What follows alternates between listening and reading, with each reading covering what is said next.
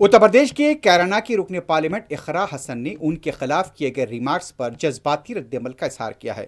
एक group meeting के दौरान इकरा हसन का कहना था कि मुझे मुल्ली और दहशतगर्द कहा गया, जबकि उनका खानदान दहाइयों से उत्तर प्रदेश के अवाम की सियासी व समाजी खिदमत करता आया है। वाज़ेह है कि हाल ही में अफगानिस्तान के वजीर खारजा की प्रेस कॉन्फ्रेंस में खातून मीडिया के नुमाइंदों को मदऊ न किए जाने पर बाज़ मीडिया के गोशों की तरफ से वावेला मचा गया था और ये कहा जा रहा था कि खवातीन की तौहीन की गई है। लेकिन जब एक खातून रुकने पार्लियामेंट के खिलाफ नाशाइस्ता रिमार्क किए जाते हैं तो मीडिया के बाज़ गोशे इस पर लबकुशाई से गुरेज करते हैं।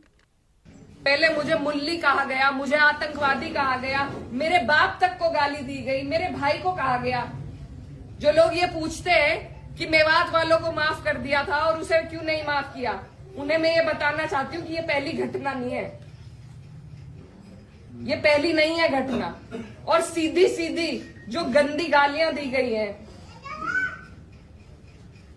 वो सिर्फ मेरे नहीं लगी, मुझे नहीं फर्क पड़ता, ना उस व्यक्ति से पड़ता, ना उसके चरित्र से पड़ता, ना उसकी बोली से पड़ता, लेकिन जो संदेश समाज में जा रहा है। और मुझे खुद कप्तान साहब का फोन आया कि आप तहरीर भिजवाइए, मैंने नहीं उन्हें करा, वो भी आज यहीं पे है, कोई भी जाके उनसे ये बात पूछ सकता है क्या मैंने उन्हें करा था कि तहरीर दो।